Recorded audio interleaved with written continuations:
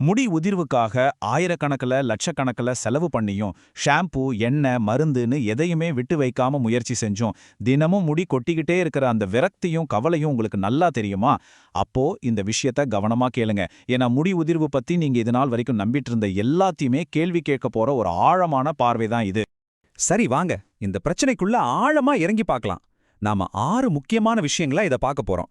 முதல்ல முடி உதிர்வுக்கான உண்மையான காரணம் என்னன்னு புரிஞ்சுக்க போறோம்.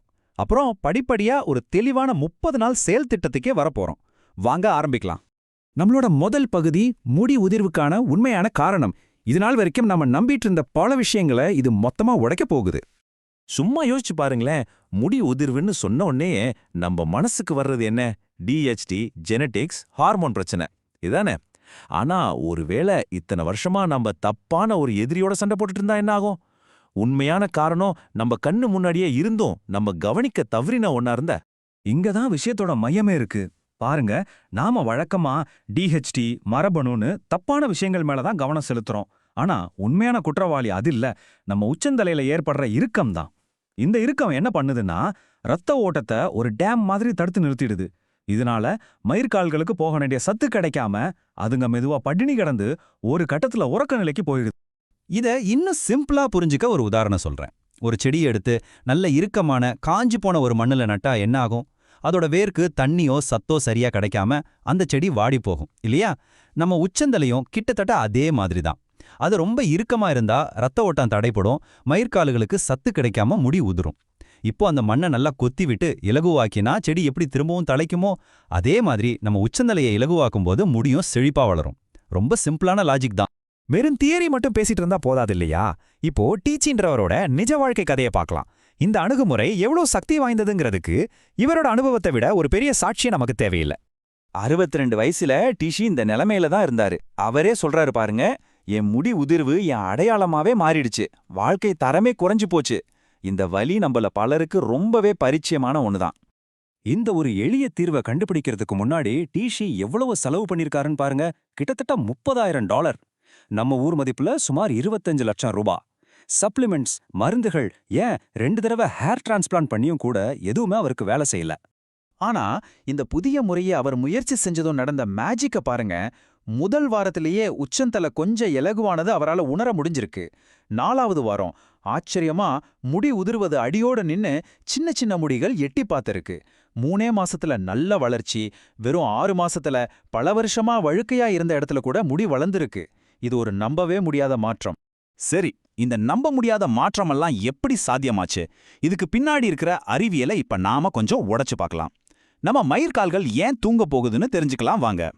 நமக்கு வயசாக ஆக நம்ம உச்சந்தலையில இரத்த ஓட்டம் குறையறதுக்கு 5 முக்கிய காரணங்கள் இருக்கு. நம்ம சருமம் அதோட ஃப்ளெக்சிபிலிட்டியை இழக்குது. ஒரு விதமான நாள்பட்ட வீக்கம் உருவாகுது. உச்சந்தலையில இருக்கிற தசைகள் பலவீனமாகுது. இதோட விளைவா இரத்த ஓட்டம் குறையுது. இரத்தம் சரியா போகாததால டிஹெச்டி மாதிரி வேண்டாத ஹார்மோன்கள் அங்கே தேங்கி நின்னுடுது. கடைசியா இது எல்லாம் சேர்ந்து நம்ம மயிர்கால்கள்ல இருக்கிற ஸ்டெம் செல்களை சரி போதும் கொஞ்ச நாள் ரெஸ்ட் எடுக்கலான்னு சொல்லி உறக்க நிலைக்கு தள்ளிடுது. ஆனா இதுல மிக முக்கியமான ரொம்ப நம்பிக்கையான ஒரு விஷயம் இருக்கு. நல்லா கேளுங்க, உங்க மயிர்காலுகள் செத்து போகல, அதுங்க சும்மா தூங்கிட்டு இருக்கு. சரியான ரத்த ஓட்டத்தை நாம திரும்ப கொண்டு வரும்போது அந்த தூங்கிட்டு இருக்கிற மயிர்காலுகளை நம்மால தட்டி எழுப்ப முடியும்.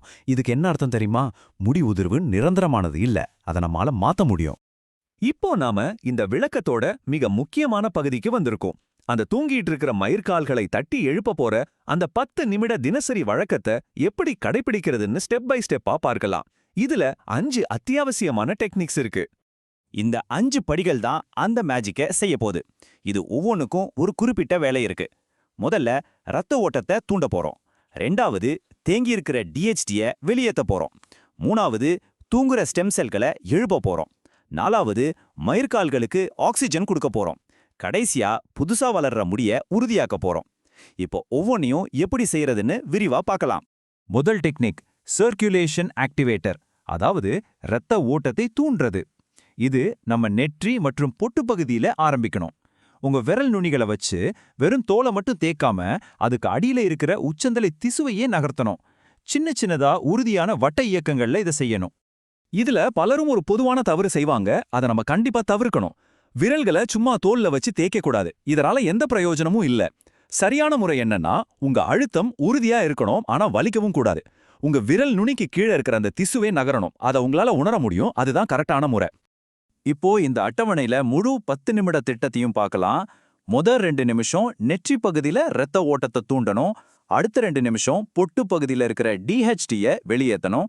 இப்படி ஒவ்வொரு நுட்பமும் எந்த பகுதியில என்ன மாதிரி இயக்கத்துல எவ்வளோ நேரம் செய்யணும்னு தெளிவா இருக்கு. இந்த 5 படிகளையும் சரியா பின்பற்றினா மொத்தமாவே 10 நிமிஷம் தான் ஆகும். ரொம்ப சுலபம். இந்த மசாஜ் மட்டும் செஞ்சா போதுமா? பாருங்க, வெளியிருந்து நாம வேலை செய்றோம். ஆனா இதோட பலனை இரட்டிப்பாக்க நாம உள்ளிருந்தும் நம்ம உடலுக்கு சப்போர்ட் கொடுக்கணும். அது எப்படின்னு தான் இப்ப பார்க்க போறோம். உச்சந்தலைக்கு இரத்த ஓட்டத்தை அதிகரிக்க இந்த 6 உணவுகளும் ஒரு சூப்பர் டீம் மாதிரி வேலை செய்யும். நம்ம மசாஜோட விளைவுகளை இன்னும் வேகப்படுத்தும். சால்மன் மீன், கீரை, டார்க் சாக்லேட், பூண்டு, கயிறு மிளகாய், இஞ்சி இதை எல்லாத்தையும் உங்க உணவுல அடிக்கடி சேர்த்துக்க முயற்சி பண்ணுங்க. உணவோட சேர்த்து உங்க முடி வளர்ச்சிய இன்னும் வேகப்படுத்தணும்னு நினைச்சா இந்த 3 சப்ளிமெண்ட்ஸும் உதவலாம். L-அர்ஜினைன், நியாசின் அதாவது வைட்டமின் B3 மற்றும் ஜிங்கோ பிலோபா இது இரத்த நாளங்களை நல்லா ரிலாக்ஸ் பண்ணி இரத்த ஓட்டத்தை இன்னும் அதிகப்படுத்தும். ஆனா ஒரு முக்கியமான விஷயம், எந்த சப்ளிமெண்ட் எடுக்கிறதுக்கு முன்னாடியும் உங்க டாக்டர் கிட்ட கண்டிப்பா ஒரு வார்த்தை கேட்டுடுங்க. இது ரொம்ப ரொம்ப அவசியம். சரி, இப்போ காரணத்தை புரிஞ்சுக்கிட்டோம், தீர்வையும் தெரிஞ்சுக்கிட்டோம். ஆனா தெரிஞ்சுக்கிட்டா மட்டும் போதுமா? அறிவை செயலாக மாத்தினாதான் நமக்கு பலன் கிடைக்கும். அதை எப்படி செய்யறது? அதுதான் நம்மளோட கடைசி மற்றும் மிக முக்கியமான பகுதி, உங்களுக்கான 30 நாள் ஆக்ஷன் பிளான். இந்த 30 நாள் திட்டம் ரொம்ப எளிமையானது, ஆனா ரொம்ப சக்தி வாய்ந்தது. முதல் படி, இன்னைக்கே உங்க முடிய ஒரு போட்டோ எடுத்து வைங்க. இதுதான் உங்க தொடக்க புள்ளி. 2வது, தினமும் 10 நிமிஷம் இந்த மசாஜ் செய்ய உறுதி எடுங்க. இத ஒரு பழக்கமாவே மாத்திக்கோங்க. 3வது, நம்ம பார்த்த அந்த சக்தி வாய்ந்த உணவுகளை உங்க உணவுல சேருங்க. 4வது, தேவைப்பட்டா மருத்துவர் ஆலோசனையோட சப்ளிமெண்ட்ஸை பத்தி யோசிங்க. கடைசியா ஒரு மாசம் கழிச்சு மறுபடியும் ஒரு போட்டோ எடுத்து 2யும் ஒப்பிட்டு பாருங்க. வித்தியாசத்தை நீங்களே நேரடியா உணர்வீங்க. இறுதியா நான் சொல்ல விரும்புறது ஒன்னே ஒண்ணுதான். முடி உதிர்வுக்கான தீர்வு எந்த விலையுயர்ந்த பாட்டிலிலும் இல்ல. அந்த சக்தி உங்க கைகளில் தான் இருக்கு. இந்த 10 நிமிட முயற்சியில தான் இருக்கு. சரியான புரிதலோடும் தொடர்ச்சியான பயிற்சியோடும் உங்க முடியின் ஆரோக்கியத்தை நீங்களே மீட்டெடுக்க முடியும். நம்பிக்கை இழக்காதீங்க.